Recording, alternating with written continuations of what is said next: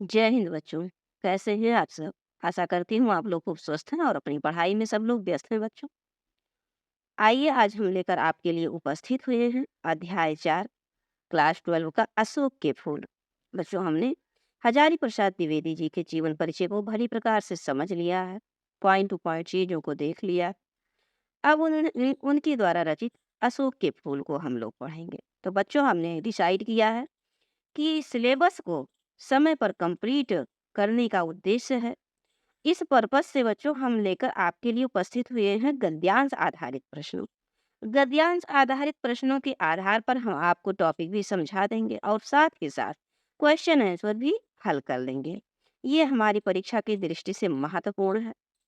तो आइए बच्चों, हम आगे बढ़ते हैं और चीजों को पहले समझते हैं और उसके बाद में क्वेश्चन आंसर हल करते हैं। आप आगे बढ़ने से पहले आपसे छोटी सी निवेदन है बच्चों। जी हाँ बच्चों, आप जानते हैं, चैनल को सब्सक्राइब कर लीजिए और वीडियो को लाइक भी किया कीजिए बच्चों। और अपने फ्रेंड सर्कल में इसे शेयर करने का पूरा प्रयास कीजिए बच्चों। आप जुड़े हुए हैं लक्ष्य हिंदी क्लास चैनल किरण मैम के साथ। इस चैनल के माध्यम से आपको निरंतर कक्षा 9, 10, 11 और 12 के जो हिंदी पाठ्यक्रम है बच्चों, यहाँ से संपूर्ण हिंदी का विषय का संपूर्ण पाठ्यक्रम प्रोवाइड कर रहे हैं। तो आइए बच्चों, इस चैनल से जुड़िए और अपने हिंदी विषय को स्ट्रॉन्ग बनाइए और परीक्षा की तैयारी में और उतार दीजिए और तेजी लाइए अपनी तैयारी में। अभी तक आपने क्या पढ़ा मैटर नहीं करता, पर आगे जो भी आपके पास 1.5 से 2 महीना है, आप कितना मैक्सिमम पढ़ पाएंगे, ये महत्वपूर्ण पॉइंट है। तो आइए बच्चों, समझते हैं हम लोग। यहाँ पर देखते हैं, पुष्पित अशोक को देखकर मेरा मन उदास हो जाता है। लेखक कहते हैं कि पुष्पित अशोक को जब ये देखते हैं तो इनका मन उदास हो जाता है, इसलिए नहीं कि ये बहुत सुंदर है। इस सुंदर वस्तुओं को हतभाग्य समझने में मतलब यह नहीं है इनमें कि ये सुंदर वस्तुओं के प्रति ईर्ष्या कर रहे हैं। कह रहे हैं कि मुझे कोई ऐसा विशेष रस नहीं मिलता, लेकिन कुछ लोगों को मिलता है। कहते हैं कि कुछ लोग ऐसे हैं, बहुत दूरदर्शी होते हैं, जो भी कुछ सामने उनके पड़ जाए, आ जाए, प्रस्तुत हो जाए सामने, उसके जीवन के अंतिम मुहूर्त अर्थात उनका पूरा बायोडाटा, लेखा-जोखा, हिसाब लगाकर समझा देते हैं, सामने ही प्रस्तुत कर देते हैं। मेरी दृष्टि, लेखक कहते हैं कि मेरी दृष्टि इतनी दूर तक नहीं जाती, मैं इतना मैक्सिमम किसी चीज़ के बारे में नहीं सोचता हूँ। फिर भी मेरा मन इस फूल को देखकर थोड़ा उदास हो जाता है। असली कारण तो मेरे अंतर्यामी अर्थात मेरे ईश्वर ही जानते होंगे। कुछ थोड़ा-सा मैं भी अनुमान लगा सकता हूँ। तो आइए बच्चों, इससे संबंधित हम प्रश्न को हल करते हैं। आपने समझा कि यहाँ लेखक क्या कह रहे हैं कि ये अशोक के फूल को खिला हुआ हरा-भरा जब देखते हैं तो इनके मन को थोड़ा उदासी हो जाता है।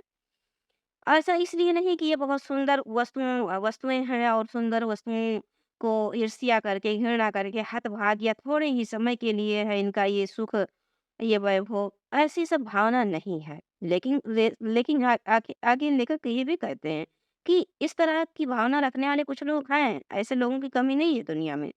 तो बहुत ही दूरदर्शी होते हैं। मान लीजिए किसी चीज़ को सामने देख लिया और मान लीजिए वो बहुत प्रोग्रेस कर रहे हैं, बहुत भाग्यशाली, बहुत सुंदर है, तो उनके बारे में वो पूरा बायोडाटा उनका लेखा-जोखा कर देंगे। ईर्ष्यावश कहेंगे कि इनका ये जो मान-सम्मान है या बहुत ये ऊँचाई पर है, ये बहुत क्षण भर के लिए है, ऐसी सब भावना रखते हैं। लेकिन ये लेखक के हृदय में ऐसा कुछ नहीं है। लेकिन फिर भी उनके मन में जो अशोक का फूल है उसको देखकर उदासी आ जाती है। अब इसका असली कारण क्या है, ये भगवान ही जाने। ऐसा कहते हैं, लेकिन थोड़ा बहुत ये भी अनुमान लगा लेते हैं। अब आइए बच्चों, इनसे संबंधित हम क्वेश्चन हल करते हैं और चीज़ें और क्लियर होंगी। प्रश्न उत्तर के माध्यम से दिमाग में चीज़ें और अच्छे से बैठती हैं। तो यहाँ पर पहला क्वेश्चन है कि किस पुष्प को देखकर लेखक उदास हो जाता है? सिंपल सी बात है कि अशोक के पुष्प को देखकर, अशोक के खिले हुए पुष्प को देखकर लेखक उदास हो जाता है। उसके सुंदरता के कारण नहीं, लेखक कह रहे हैं कि उसकी सुंदरता के कारण नहीं, बल्कि उसकी कमियों का अन्वेषण करके देखकर वह दुखी हो जाते हैं। कौन? लेखक। तो आइए बच्चों, थोड़ा-सा हम अब दूसरे क्वेश्चन की ओर बढ़ते हैं। अपनी पेंसिल पॉइंट को थोड़ा-सा हम मोटा कर देते हैं। अब देखिए, ये आपका हो गया 2 नंबर पक्का। ये पूरे 10 नंबर का सवाल है बच्चों, इसलिए पूरे कंसंट्रेशन से बनिए। और प्रस्तुत गद्यांश क्वेश्चन नंबर दूसरा है कि लेखक का क्या क्या बताना चाहते हैं इस गद्यांश में। तो आप देखते हैं कि लेखक कहते हैं कि संसार में सुंदर वस्तुओं को दुर्भाग्यशाली या कम समय के लिए भाग्यवान समझकर ईर्ष्यावश उससे आनंद की प्राप्ति करने वाले लोगों की संसार में कमी नहीं है। अब रेखांकितन से देख लीजिए बच्चों, आपसे एक बार फिर आपने पहले भी देखा है, देख लीजिए यहाँ पर कह रहे हैं कि मेरी दृष्टि तो इतनी दूर तक नहीं जाती, फिर भी मेरा मन इस फूल को देखकर उदास हो जाता है। असली कारण तो मेरे ईश्वर ही जानते होंगे, कुछ थोड़ा सा मैं भी अनुमान लगा सकता हूँ। तो आइए बच्चों, तीसरे क्वेश्चन पे हम लोग चलते हैं, इसका आंसर सॉल्व करते हैं। लेखक की दृष्टि में उतनी दूर तक नहीं जाती लेखक की दृष्टि। अशोक के प्रति गहन दृष्टि न होने के बावजूद भी लेखक के अशोक के फूलों को देखकर लेखक का मन उदास हो जाता है। लेखक कहता है कि उसके पीछे वास्तविक कारण तो परमात्मा ही जानते होंगे, लेकिन वो भी थोड़ा बहुत अनुमान कर सकते हैं। अब चौथे नंबर पे चलते हैं बच्चों, तो देखते हैं कि प्रस्तुत गद्यांश के में लेखक व पाठ का नाम बताइए। जैसे कि आपके संदर्भ में पहले पूछा जाता था, उसी का रूप थोड़ा सा चेंज कर दिया गया। तो प्रस्तुत गद्यांश में लेखक हजारी प्रसाद द्विवेदी जी और पाठ का नाम अशोक का फूल है। अब बच्चों थोड़ा सा अर्थों को देख लीजिए, ऐसे आप आएगा आपके लिए। तो अब देखिए बच्चों, हतभाग या भागहीन का अर्थ होता है अभागा, और दूरदर्शी का अर्थ होता है भविष्य की घटनाओं को समझने वाला। यहाँ पर चीजों को समझिए, हतभाग्य लिखा हुआ है, यहाँ पर क्या लिखा हुआ है, हतभाग्य। अब इसी का अर्थ बताना है, तो हतभाग का अर्थ होता है भागीन या भागा, दो अर्थ निकाल सकते हैं। और दूसरा है दूरदर्शी। दूरदर्शी का अर्थ क्या है, भविष्य की घटनाओं को समझने वाला। हतभाग्य का दो अर्थ है बच्चों, भागहीन और अभागा। दूरदर्शी भविष्य की घटनाओं को समझने वाला, जानने वाला, सोचने वाला, ऐसा विचार करने वाला दूरदर्शी होता है।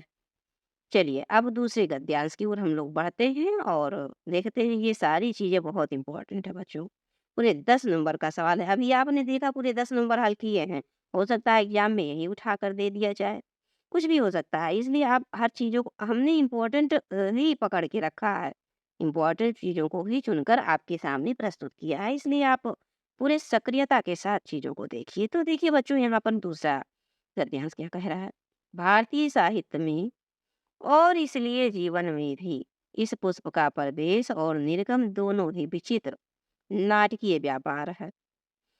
ऐसा तो कोई नहीं कह सकता कि कालिदास के पूर्व भारतवर्ष में इस पुष्प का कोई नाम ही नहीं जानता था, परंतु कालिदास के काव्यों में ये जिस शोभा और सुकुमार का भार लेकर प्रवेश करता है, वो पहले कहाँ था। उत्प्रवेश में नववधु के गृह की भांति शोभा वह है, गरिमा है, पवित्रता और सुकुमारता है। पहले चीजों को समझिए बच्चों, यहाँ पर क्या कह रहे हैं कि भारतीय साहित्य अर्थात प्राचीन समय में कह रहे हैं और वर्तमान में जो मानव का जीवन है, इसमें इस पुष्प जो अशोक का फूल है और इसका निर्गम दोनों ही विचित्र और नाटकीय व्यापार है। मतलब इन्हों जैसे नाटक में प्रवेश करते हैं अचानक से नाटककार और फिर समाप्त हो जाते हैं, उसी प्रकार से इस फूल की दशा थी। लेकिन यहाँ पर यह भी नहीं कहा जा सकता कि कालिदास के पहले भारतवर्ष में इस पुष्प का, अशोक के फूल का नाम कोई नहीं जानता था, ये बात तो नहीं कहा जा सकता। लेकिन कालिदास के काव्यों में ये मैक्सिमम प्रयोग हुआ, बहुत ज्यादा प्रयोग किया गया कालिदास के द्वारा। तो कह रहे हैं कि ऐसे ये अशोक का फूल शोभा पा रही है, जैसे कि जब नववधु गृह प्रवेश करती है तब उसकी शोभा होती है, उसका मान सम्मान होता है, उसको ज्यादा ज्यादा वो ज्यादा उस पर ध्यान दिया जाता है। उसी प्रकार से इस अशोक के फूल का भी रहा। कब, कालिदास के समय में अचानक से नाटक की तरह आई और खूब इसका स्वागत हुआ, खूब इसको, और उसके बाद फिर ये समाप्त भी हो गई। मतलब उसके बाद फिर ज्यादा इनका नाम नहीं रहा। किसका, अशोक के फूल का। तो आइए बच्चों, इसके प्रश्नोत्तर के माध्यम से चीजों को और क्लियर करते हैं। प्रस्तुत गद्यांश में लेखक ने किसके महत्व पर प्रकाश डाला है। आप जान ही रहे बच्चों, यहाँ पर अशोक के फूल ही की बात हो रही है। तो प्रस्तुत गद्यांश में लेखक ने अपने भारतीय साहित्य और जनजीवन में अशोक के वृक्ष की महत्ता पर या महत्व पर प्रकाश डाला है। वह स्पष्ट करते हुए कहते हैं कि भारतीय साहित्य में अशोक के वृक्ष के वर्णन की गौरवशाली परंपरा कालिदास से ही आरंभ होती है। आप समझ पा रहे होंगे बच्चों चीज़ों को। 2 नंबर आपका पक्का हुआ। अब देखिए आगे, इस पुष्प का, अशोक के पुष्प का प्रवेश और निर्गम दोनों ही विचित्र और नाटकीय है। तो इसका आशय क्या है? इसका मतलब क्या है? इसका अर्थ क्या है? स्पष्ट कीजिए। जिस प्रकार किसी नाटक में कोई पात्र अचानक मंच पर प्रवेश करता है और फिर अचानक ही नाटक से बाहर हो जाता है, उसी प्रकार कालिदास के साहित्य में अशोक का वर्णन पर्याप्त मात्रा में मिलता है। एक समय के जनजीवन में अशोक के वृक्ष को महत्वपूर्ण स्थान प्राप्त था, लेकिन बाद के साहित्य में अशोक के वृक्ष का कोई उल्लेख नहीं मिलता। ये हो गया आपका 2 नंबर पक्का बच्चों। देखिए, कालिदास के साहित्य में अशोक के फूल का वैसा वर्णन मिलता है। कैसा वर्णन मिलता है? कह रहे हैं वैसा नहीं बच्चों, कैसा वर्णन मिलता है। तो देखिए बच्चों, कैसा वर्णन मिलता है आपको, हमने बताया कि नई दुल्हन के गृह प्रवेश के समान। तो देखिए समझ लीजिए, कालिदास के साहित्य में अशोक के फूल का वर्णन इतना मोहक और आकर्षक मिलता है, जितना मोहक और आकर्षक दृश्य किसी नई दुल्हन के पहले गृह प्रवेश का होता है। नई दुल्हन के घर में गरिमापूर्ण व पवित्र प्रथम आगमन की तरह ही कालिदास ने अशोक के वृक्ष का भारतीय साहित्य में प्रवेश कराया। अब आइए चौथे नंबर को हम लोग हल करते हैं। रेखांकित अंश की व्याख्या कीजिए। आपने देखा बच्चों यहाँ पर रेखांकित अंश, एक बार फिर से देख लीजिए पहले। तो यहाँ पर क्या लिखा है कि उस प्रवेश में नववधु के गृह प्रवेश की भांति शोभा है, गरिमा है, पवित्रता है और सुकुमारता है।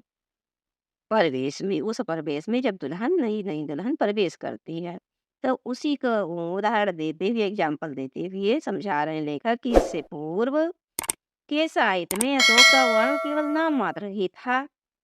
कालिदास की काव्य में अशोक का वर्णन बहुत अच्छे से किया गया, इतना आकर्षक किया गया कि भारतीय साहित्य में इसका प्रवेश नववधु के प्रथम गृह प्रवेश की भांति प्रतीत होता है।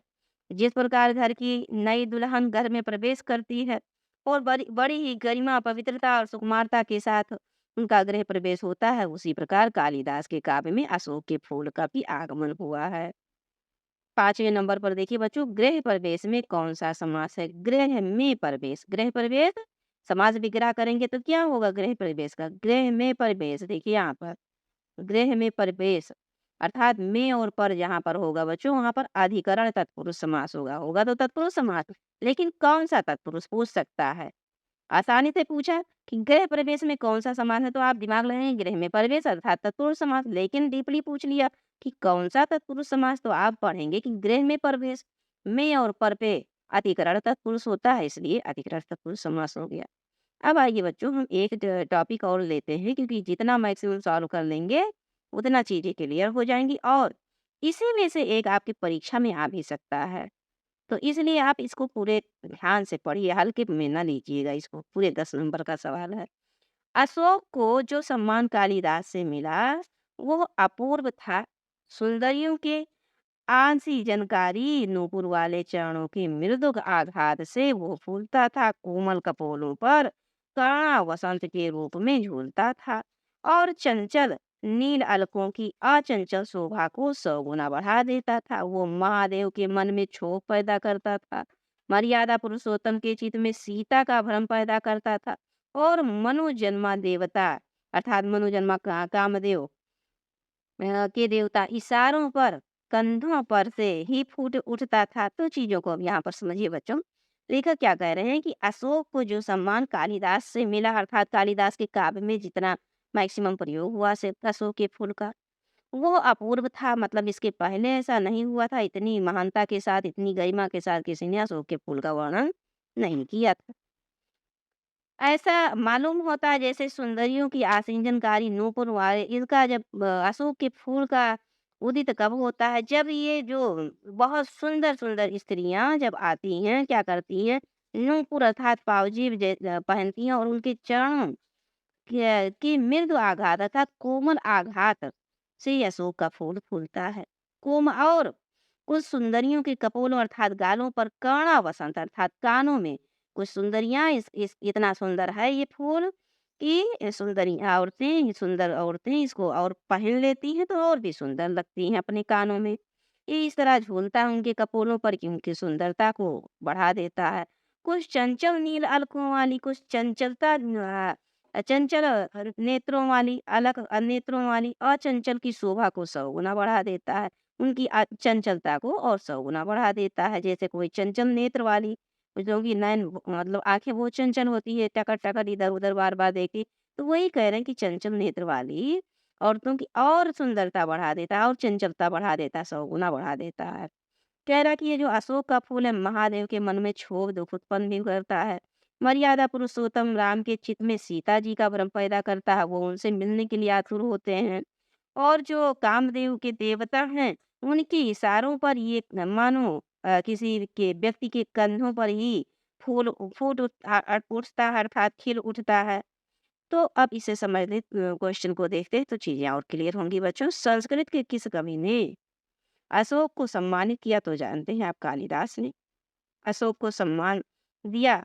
वो अपूर्व था, इसके पहले किसी ने नहीं इतना सम्मान दिया था। उससे पहले ये देखिए किसी ने इतना वर्णन नहीं किया था। दूसरा बच्चों क्वेश्चन की किस फूल की सुंदरता के कारण सुंदरिया उन्हें अपने कानों का आभूषण बना देती, तो अशोक के फूल की सुंदरता सुंदरता के कारण सुंदरिया उन्हें अपने कानों का आभूषण बनाती थी। यह कर्णफूल जब उनके गालों पर झूलता तो वह और अधिक सुंदर लगने लगती। प्रस्तुत गद्यांश में लेखक का उद्देश्य क्या है बच्चों? तो आप जान ही रहे हैं कि लेखक का उद्देश्य है कि अशोक के फूल का अतिशयोक्तिपूर्ण अर्थात बहुत बढ़ा चढ़ाकर वर्णन कर दिया जाना, जो उन्होंने किया। यहाँ लेखक कहना चाहते हैं कि साहित्यकारों में मुख्य रूप से संस्कृत के महान कवि कालिदास ने अशोक के फूल का मादकतापूर्ण वर्णन किया है, ऐसा किसी अन्य कवि ने नहीं किया। अब रेखांकित अंश में आपने देखा ही बच्चों, रेखांकित अंश की व्याख्या की अशोक के कामोत्तेजक गुणों के कारण ही भगवान महादेव ने के मन में क्षोभ उत्पन्न हो जाता है। इन पुष्पित लताओं को देखकर वियोगी राम के मन में सीता का भ्रम उत्पन्न हो जाता है। वो आलिंगन करने के लिए उद्यत हो जाते हैं। ये काम के देवता मनोज के एक इशारे पर ऊर्ध्व भाग को ऐसा कामोत्तेजक बना देता, जिसे देखकर ऐसा प्रतीत होता है मानो व्यक्ति के कंधों से अशोक का वृक्ष फूट उठा हो। तो इस तरह से बच्चों अब इसके 5वें नंबर पे देख लीजिए कि अर्थ लिखिए किसका, आसिंजनकारी और कर्णा वसंत। तो आसिंजनकारी मतलब बच्चों अनुराग उत्पादक, अनुरागोत्पादक, अनुराग उत्पादक, और कर्णा वसंत कर्णफूल। ये तो रहे बच्चों आपके 3 हमने गद्यांश लिए लिए वो आपके जो अशोक के फूल निबंध है उससे 3 अंश लिए गद्यांश के, और उससे संबंधित आपको प्रश्नोत्तर भी करवाया, और साथ ही साथ हमने आपको अशोक के फूल की महत्ता लेखक ने किया, और लेखक ने बताया कि किस कवि ने, संस्कृत कवि ने इसका महत्व मैक्सिमम किया, बहुत बढ़ा चढ़ाकर वर्णन किया अशोक के फूल का। ये सब हमने समझा बच्चों, और ये आपकी क्या कहते हैं पाठ्यक्रम में एक महत्वपूर्ण हिस्सा है। गद्य साहित्य इतिहास की दृष्टि से भी आपके बच्चों ये अशोक का फूल हजारी प्रसाद द्विवेदी जी महत्वपूर्ण हैं, और साथ-साथ इनकी रचनाएँ। तो आप जीवन परिचय को अवश्य पढ़िएगा बच्चों। लिंक हम उसका आप इस वीडियो में प्रोवाइड कर देंगे जीवन परिचय का, और आप पूरी प्लेलिस्ट का जो कक्षा 12 के हमारे बच्चे हैं उनका पूरा प्लेलिस्ट लिंक हम यहाँ पर आपको दे दिया करेंगे, और आप वहाँ जाएँ और पूरे वीडियो को देखिए बच्चों। एक-एक करके पूरे वीडियोज़ को देख लीजिए और अपनी हिंदी को मजबूत कर लीजिए। अपनी परीक्षा की तैयारी को शुरुआत कर दीजिए, मैक्सिमम बढ़ा दीजिए अब। बहुत ही कम समय बचा है आपकी परीक्षा को, अभी नहीं जागे तो फिर कब जागेंगे? अब उठो और जागो जब तक आपकी परीक्षा कंप्लीट ना हो जाए। तो मिलते हैं बच्चों आपको नेक्स्ट क्लास में, और तब तक के लिए आप खूब पढ़ते रहिए, मस्त रहिए, व्यस्त रहिए पढ़ाई में, और स्वस्थ रहिए बच्चों। जय हिंद।